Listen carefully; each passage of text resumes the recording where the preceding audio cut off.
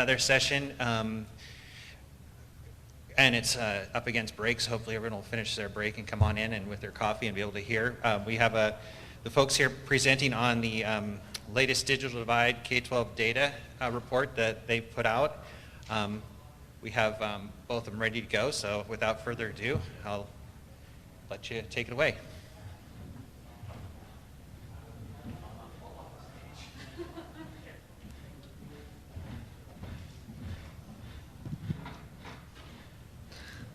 Good afternoon, everyone. I'm DARRIYA STARR, and my colleague Joe Hayes and I are both researchers from the Public Policy Institute of California.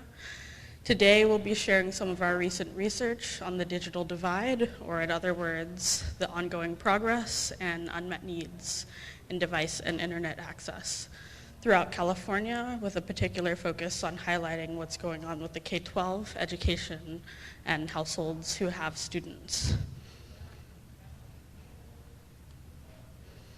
So here we'll start by talking about some key dimensions of equity gaps and discuss how some demographic groups have made smaller progress or slower growth toward access. So, as far as the digital divide in recent years since the start of the pandemic, about 9 in 10 households had access to a device to access the internet, which is a great achievement for the state of California, but also that leaves a large gap of 1 in 10 households without that access. The gap is even more pronounced when it comes to internet access for K-12 households. So at the start of the pandemic, only 7 in 10 had access to reliable internet, and that leaves 29% without that access. So a large gap in underserved communities when we think about 3 in 10 households, and particularly when there's a concentration in certain parts of the state. So from spring to fall of 2020, the share of K-12 households with reliable device access rose from 68% to 82%. Meanwhile, internet access gains were much more modest and rose from only 71% to a much smaller 75% in comparison to those device access gains. So this really reflects the challenges of reaching households in remote regions that don't have the infrastructure to support reliable internet access for families, and also the low-income households in urban areas that are high population density and can't afford internet access. This slide here really shows how there's such a disparity between all California households and those with K-12 students, which is one of the many reasons we chose to highlight this population of Californians. So 77% of low-income households had reliable internet access, yet households with at least one K-12 student were actually at a much lower access rate if they were low income or in any of these other demographics, so 57% in comparison to that 77%. And focusing on those internet access gaps, that trend in digital access is lower within other demographic groups as well. So we'll see for Black and Latino households, 85% access to reliable internet for all Californians, yet 61% for Black households with at least one K-12 student, and 67% of Latino households had access to reliable internet for their K-12 students. The same goes for households that were led by someone without a bachelor's degree. So that disparity there of 84% versus 67% really has an impact on those households and the ability that they have to access online services, as we know, are very essential in today's life. So,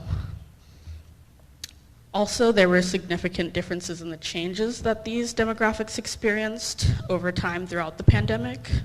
So out of those households with K-12 students, low-income households and households headed by someone without a bachelor's degree experienced significant gains in reliable access to internet in both devices and internet. However, Black and Latino households saw dramatic increases in device access, but didn't make almost any gains in internet access. So those very minimal gains really impacted communities inequitably. And we'll also move on to discussing some of the federal programs that are in action to close these gaps. So the Emergency Broadband Benefit, or EBB for short, and the Affordable Connectivity Program, ACP for short. This graph here shows that the amount of eligible households, which is shown in orange, compared to the households who have signed up for and enrolled in these subsidies. So here we can see that in the dark blue line, that shows how many households are actually enrolled in receiving the subsidy to get internet access is much lower than those who are actually eligible statewide. And the Emergency Broadband Benefit's purpose of being an early pandemic effort to reduce the cost of internet service through subsidizing those internet service provider payments that households make is really not being accomplished here until the end of the program in December 2021, when it transitioned to the Affordable Connectivity Program, which was the long-term intervention to continue that EBB aid. So a few of the key barriers for households to enroll are actually informative for the solutions that we can bring to the table to get them connected and reach that full eligibility, or as close as possible for all households that it makes sense to connect. So information is one of the first and largest ones. Not knowing these programs exist and whether or not they're eligible is a huge barrier for households. So receiving either physical mail that may or may not make it to some of the most in need and unserved addresses, or even needing more internet access to be able to get the information, which is a barrier for households that are the demographic that is particularly trying to be reached here, since they're already underserved or unserved or struggle to afford the internet that they have. So enrollment barriers is another one, and having that pre-existing internet access, making it easier to enroll, is of course another one of those main barriers, along with the time, steps, effort, and knowledge that households would have to have on how to complete the steps of these programs, and taking time when they're busy caring for children or other dependents and going to work. So fear of providing personal information is also another one that we've heard many undocumented and mixed status households particularly are concerned about, providing their information to a government program and having to possibly endure any ramifications of that. So that fear is also a huge barrier for many households to be able to trust this program. And perceptions of the program's value also affect it. So many families also felt that the internet subsidy was too low initially to be able to cover the service that they would still have to be able to afford, that extra bit. So later on, negotiations for the ACP actually helped this particular barrier and helped households be able to cover the full cost with just that $30 maximum.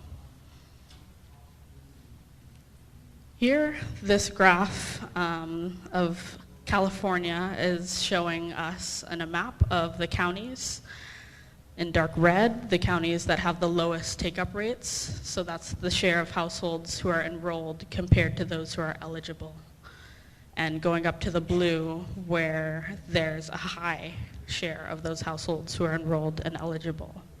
So just as a quick summary of what's shown in this map here, we calculated this on the county level statewide to give you this map, and it was common for counties to have a low take-up rate. 5 counties had less than 10% of their eligible households enrolled. 19 counties had between only 10 and 20% enrolled, and 9 counties had between 20 and 50% of their eligible households enrolled. So as you can see, there are very few counties that are blue here on the map, and that shows just how rare it was to exceed that 50% threshold of eligible households being enrolled. This here shows the correlation between poverty rates and the take-up rates that you just saw in counties. So each dot here represents a county, and the size of the dot is defined by the number of households in that county. You can see that there's a general trend upward, which means that as there are higher poverty rates in counties, the EBB take-up rate is slightly higher, which is promising to know that communities with high poverty rates are more knowledgeable about the EBB and are able to implement it better. So those are the signs we can take from this. But unfortunate still that many of the counties still linger at the bottom with high poverty rates and low EBB take-up.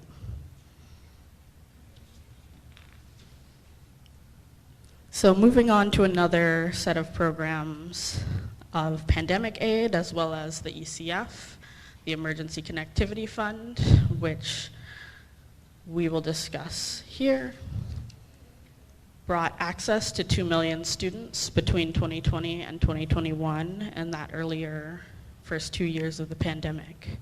And by April 2022, we had seen over 500 California school districts apply for ECF funding for purposes such as giving laptops, hotspots, and routers out, and also aiding with internet access. So by this time, we can see that 1.2 million of those students were served with devices, bringing them to have that device access that they had unmet need for, and 900,000 had broadband access via the ECF. So I'll pass it to my colleague, Joe Hayes, over here to discuss a little bit more about a few of our other research projects on diminishing equity gaps and full digital access and SB 156.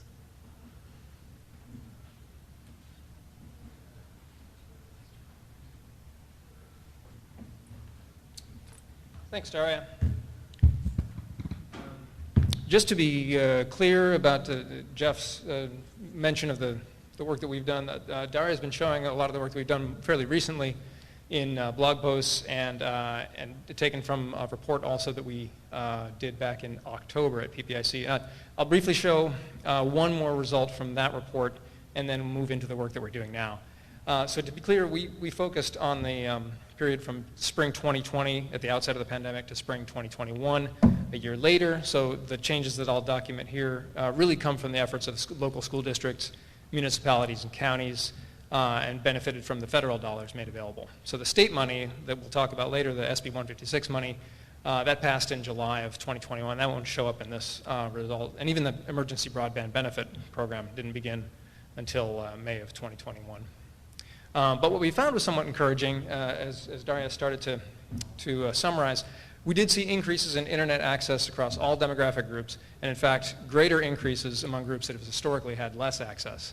Obviously, to take full advantage of distance learning, which is really the impetus for this work to begin with, you need reliable access to high-speed internet and a compatible device. So we looked at the intersection of those groups, and among all California households with school children, rates of what we're calling full digital access improved from 61% to 71% by spring of 2021. So that's good news, but it also means, as Darriyya pointed out, that nearly 3 in 10 such households lacked either internet access or a device a full year into the pandemic.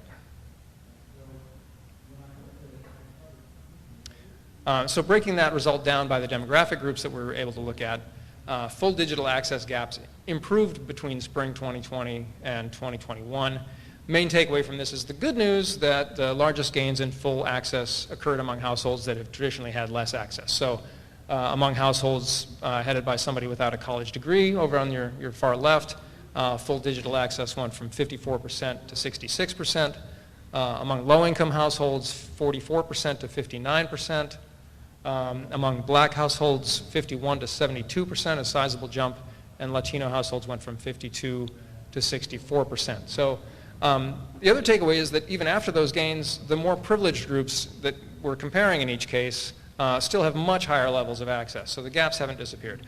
By comparison, the privileged groups had full digital access rates hovering around 80% in each case. I should mention the source for this. These are data from the Census Bureau's Household Pulse Survey, which they started doing right about the beginning of the pandemic, asking weekly questions. I should point out also, as Valerie Lundy-Wagner of the California Community Colleges mentioned during her presentation yesterday, these questions asked about reliable access to the internet without defining that. So it's presumable that at least some respondents could have responded yes if they only used a cell phone to access the internet on a regular basis. Obviously that's not sufficient for engaging in distance learning and can't be considered full digital access. We can't really observe who responded with what intent. So these charts may actually understate the disparities. So individual, district, and local efforts, and for those results, those early results, really what we're talking about is distributing hotspots and Chromebooks for the most part, plus the federal programs that were available early on, did go a ways towards reducing digital equity gaps.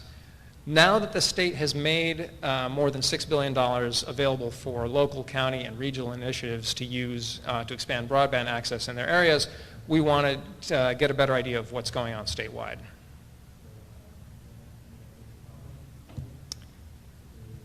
So you may have seen this breakdown in even more detail already at this conference. During yesterday morning's presentation, Kim Lewis of CENIC gave a really great explanation of all these elements of SB 156 funding, including where these funds generate from, many of them originally federal money. But just to give the breakdown for our purposes, we have $3.25 billion for a statewide open access middle mile network. $2 billion for last mile broadband infrastructure split between rural and urban communities, and a $750 million loan loss reserve. That's to provide collateral and better borrowing terms to local governments who are issuing bonds for municipal broadband development. Also, following the May revise, an additional $550 million for middle mile was added to account for increased costs. There's been a lot of talk already at the conference about mapping. Here's our contribution. This map shows where middle mile projects have been completed in the green lines that you can see, and also what level of service people in various census tracts enjoy. So one takeaway from this is that in many cases, even people living very close to middle mile projects have very low levels of access. So the yellow census tracts are unserved, that is to say, under 25 megabits per second download, and the orange ones are what we're calling underserved, between 25 and 100 megabits per second download. And these are places where they haven't been able to complete the last mile connection to people's homes, even though the physical proximity to fiber is quite close, or that just the connection is not providing what we would need for full digital access.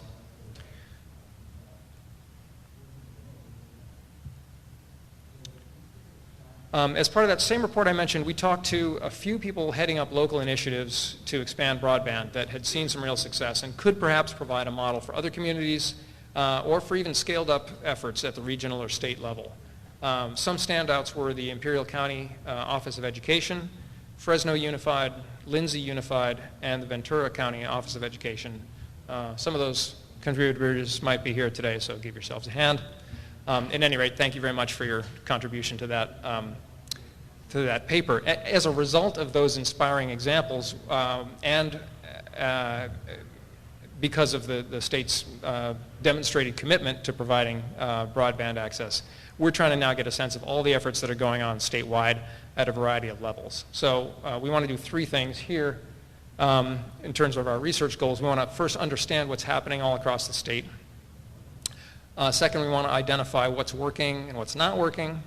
And then third, characterize what might have to be reinforced or changed in order for SB 156 implementation to work more smoothly.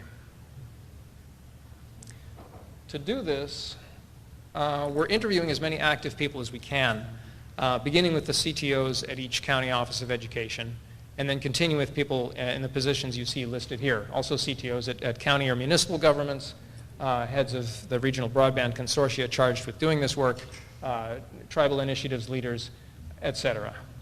And at the end of those interviews, we're always asking our respondent to connect us to others active in that same endeavor, what they call snowball sampling. It won't be a comprehensive list, but we hope that it'll be representative in some sense. And we're getting there. We've been interviewing for nearly 3 months, and we're making some progress. We've done about 40 interviews so far, covering at least 40 counties and about 84% of California's population.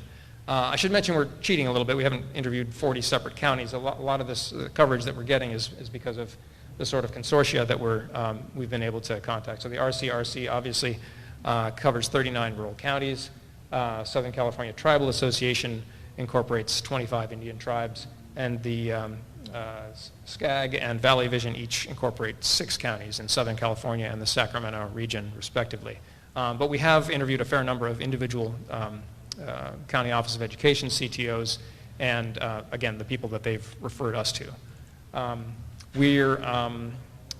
We're still trying to reach some people that we haven't talked to, trying to get a particular emphasis on tribal initiatives and people in rural areas who face a variety of challenges to getting service.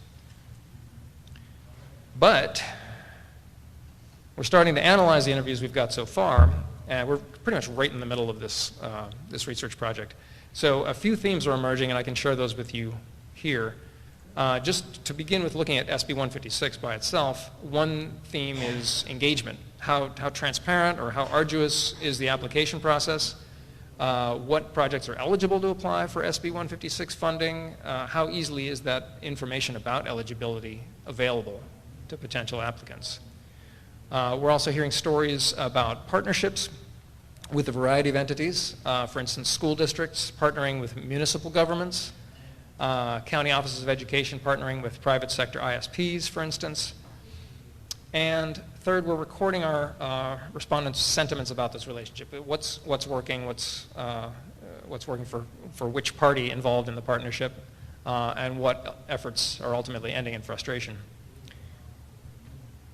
So when looking at all the projects, regardless of whether they're able to use SB 156 money or not, a few other themes emerge.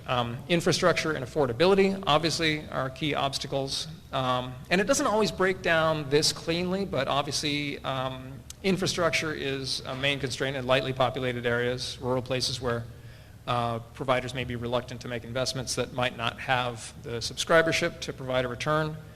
In urban areas, affordability is a concern, even when there is infrastructure. But that's not to say that there always is infrastructure. Structural concerns, permitting issues can also get in the way of service provision, even in more densely populated areas. And then regardless of the urban-rural context, topographical challenges are presenting in a variety of settings. We're also hearing a variety of feedback about relationships with local ISPs. Some of the respondents have discussed them as exceedingly positive relationships where everybody has the same goal in mind and they're really able to extend service to the population in their jurisdiction. Others view their incumbent ISPs as out-and-out barriers to expanding service to their larger population, and we're trying to get it, through the analysis that we're doing on these interviews, we're trying to get a handle on when those relationships go well and when they turn sour.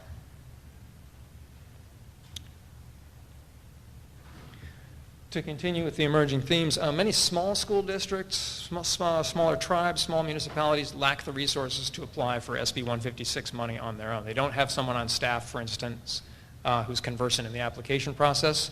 And in a few instances, we've heard frustration on the part of regional consortia who want to apply and have the resources to apply on behalf of their constituent entity, be it a municipality or a tribe. But they're excluded from doing so by the application rules. This could stand to be streamlined. Again, we're in the middle of this analysis, so that these are just very preliminary results that we're getting. But one thing that we keep hearing again and again is that if the process were streamlined so that regional consortia could be of more assistance to their constituent jurisdictions, that would solve a lot of the current barriers to these smaller jurisdictions applying on their own to SB 156 money.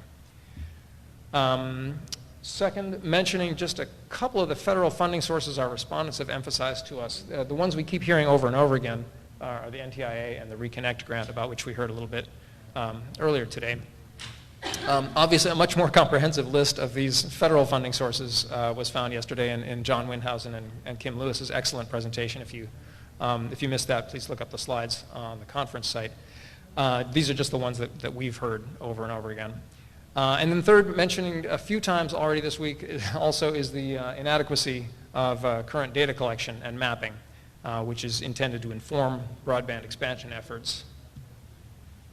And here are some examples of what people have told us about that. Regarding the limitations of existing service maps, one of the tribes whose CTO we talked to had this to say about the existing service maps.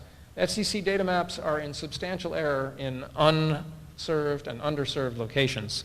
They show our region is served by 100 down, 10 up. That is not the case. We are entirely unserved. And again, the conference has been rife with discussions of why this is. But it's definitely a common sentiment. Not a universal one, actually. We've heard quite a bit of satisfaction here and there with the FCC maps, but of people who are experiencing quite a bit of underserved and unserved population, that is a common refrain. And in the education sector, one urban school district we spoke to began using speed tests to collect their own data on connectivity in their jurisdiction. And here's the discrepancy that they found. The CPUC estimate shows 5,000 of their students unserved, and their own speed testing found upwards of 75,000 unserved, just based on the level of coverage that they were getting. So,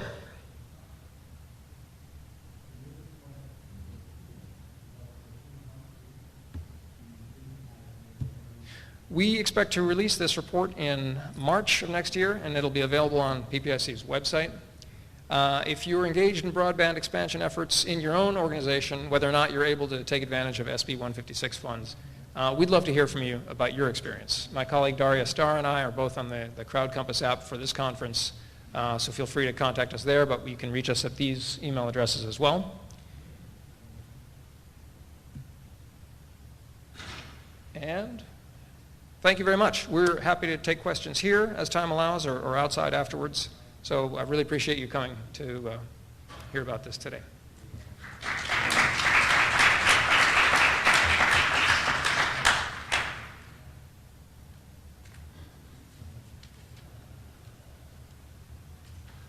All right, we'll be around.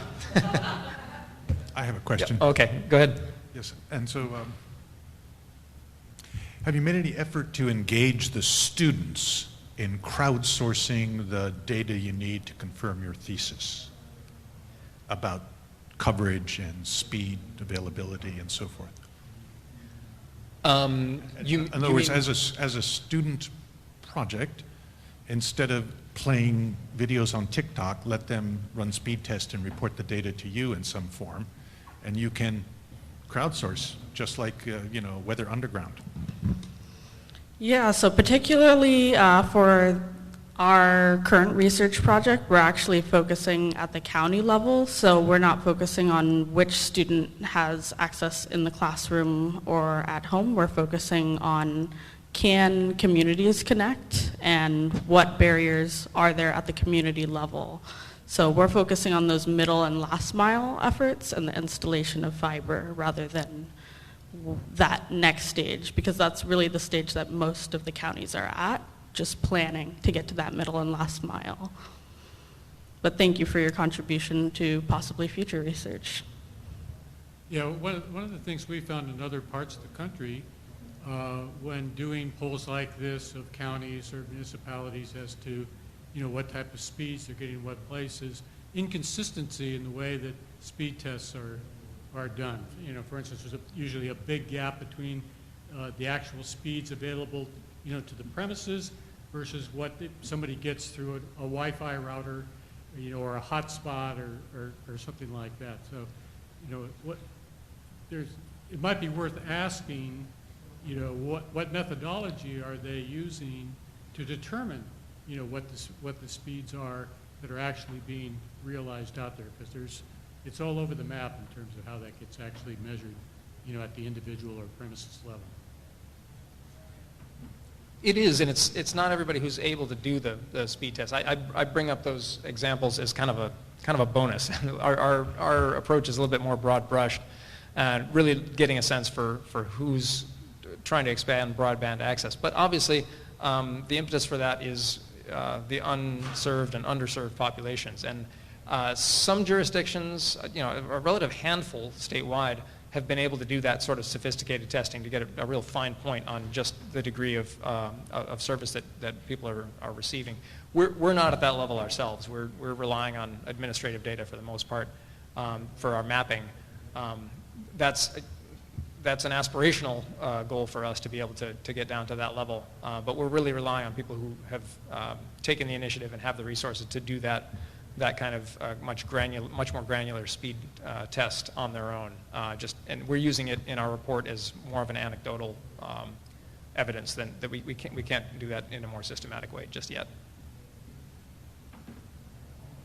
Hi, I'm Ramesh Rao, professor at UC San Diego. I work in wireless networks.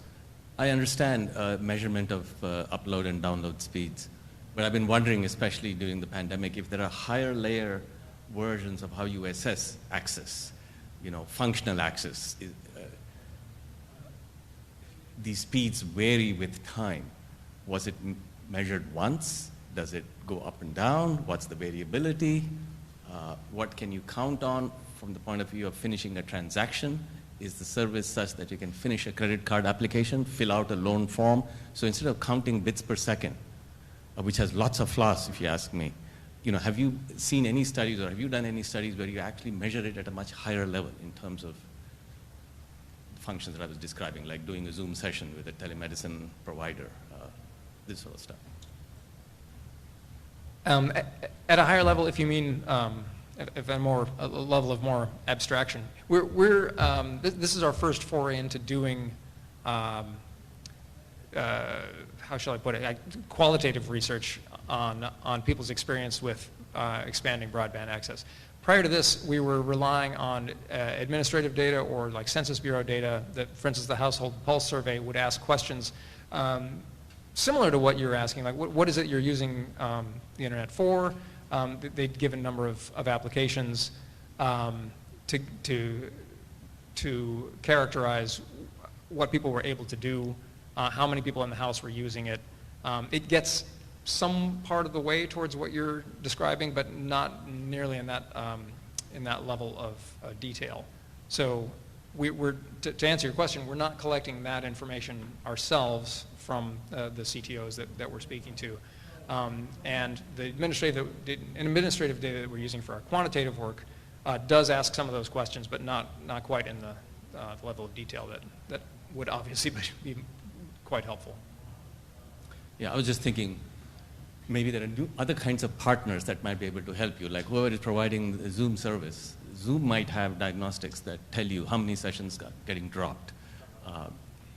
So it may not be physical layer measurements of data rates, which can be gamed in many ways. It might look like you have very good connectivity, but it only is good for a few minutes in the day, when you did the test. But you're not making these measurements yourself. From what you're telling me, you're gathering this data from what's been done by someone else. Yeah, absolutely. And to clarify, we also used a mix of data sources. So when Joe mentions the Household Pulse Survey, that directly asks household heads about their experiences and asks them if they feel their own internet access is reliable. And then we've supplemented that with administrative data. So that's a mix of things from basically being able to know what the access rates based on those measurements are of the speeds. So that combination of getting people's personal opinion on whether they feel their access is reliable versus just the numbers that drop of download and upload speeds really supplements the information that we have. Hi, I'm John Winhausen. Thank you for the shout out. I have a couple of questions for you. You mentioned the Census Bureau Pulse survey, if I heard you correctly. Is that different from the American Community Survey? Yes, absolutely. So the Household Pulse Survey began just to survey households on a variety of experiences during the COVID-19 pandemic. So it covers many topics from how many people decided to drop out of school during COVID, and how many people have trouble accessing health care during COVID, how many people sacrificed childcare during COVID to be able to compensate for job time and vice versa. So many things are covered in the household pulse, and that's just one of them. The ACS, American Community Survey, has been running for much longer and covers kind of a completely separate set of issues, but also touches on these internet access. Okay.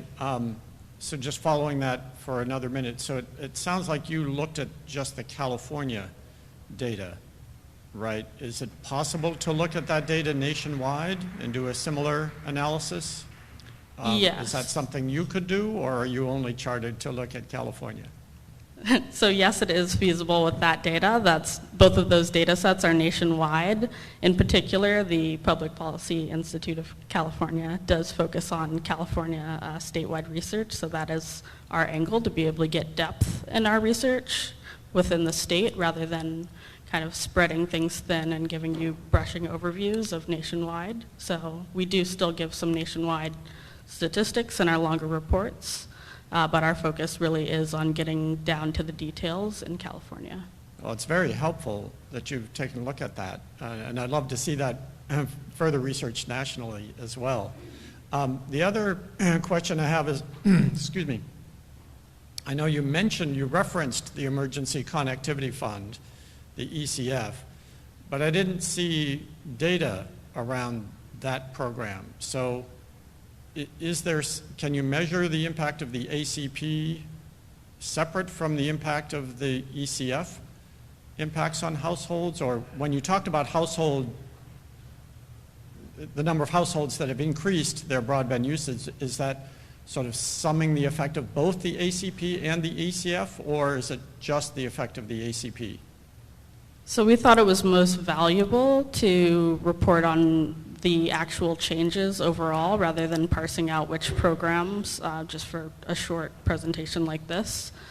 So those do include the effects of things like the EBB, ACP, and ECF together. Okay, because one of the concerns that I have is the ECF is often getting overlooked in terms of its impact, and according to the FCC, about 13 million households are getting ACP support, 7 million are getting ECF support. So adding those two together is, I think, better. It sounds like you've done that effectively by looking at the sum change overall from both of those programs and EBB as well. Okay, thank you. Yeah, thanks.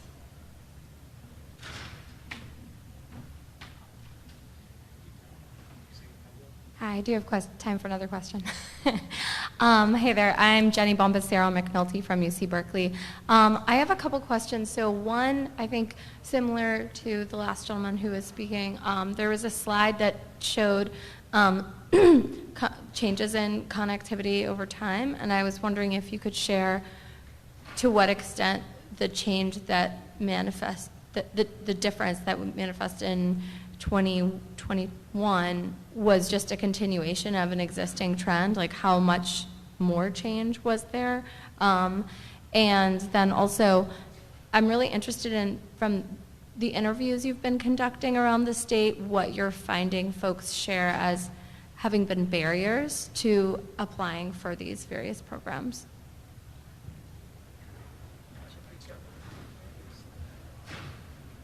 Yeah, let me see if I can find the slide that you're talking about, so we're speaking to the right thing.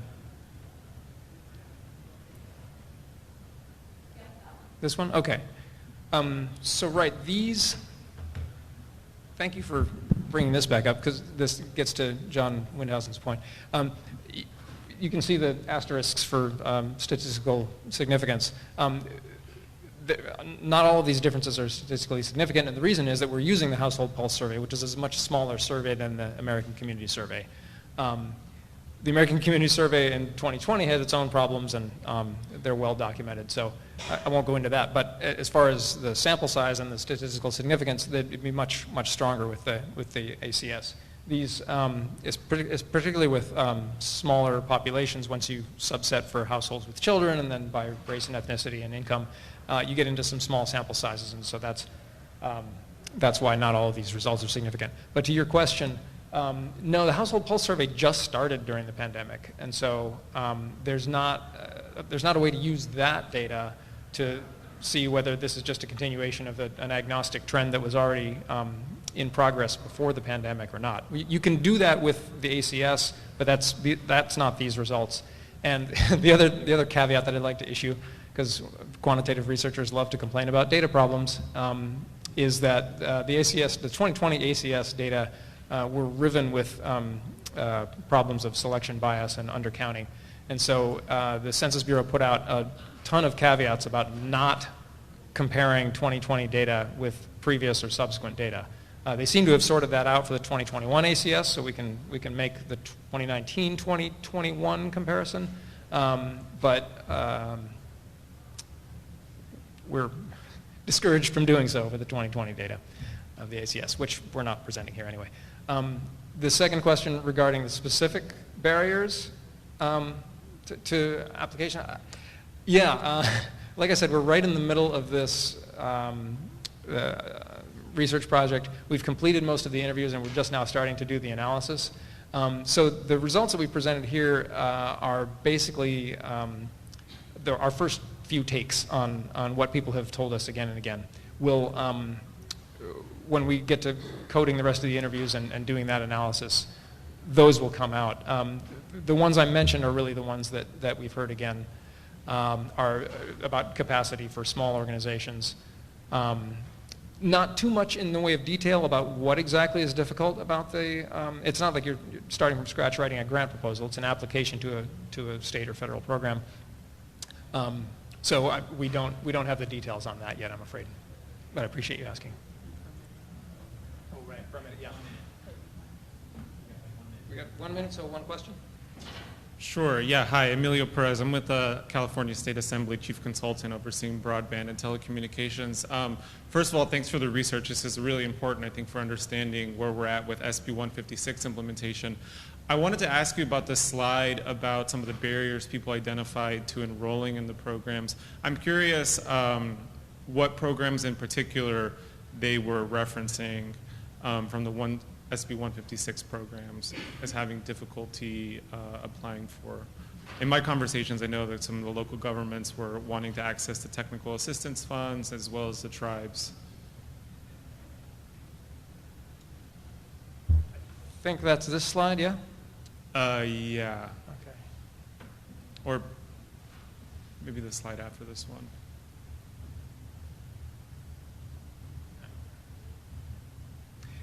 Yeah, I'm going to issue the same sort of caveat that I gave previously. Is that we've anecdotally we've heard a few respondents tell us that they just don't have somebody on staff who can use the language or is familiar with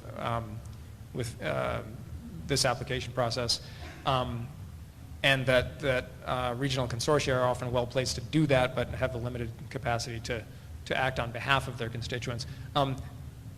We expect that we'll be able to put a much finer point on what those difficulties are when we're done with the analysis of these interviews, which the analysis we're just starting now. We've just kind of wrapping up the interview portion of it. So it's an unsatisfying answer to give, but I guess I would say stay tuned, and the report will be out in March, and we hope to have answered that question in full by then. Yeah, thank you. Looking forward to it. Thank you. All right. Thank you very much.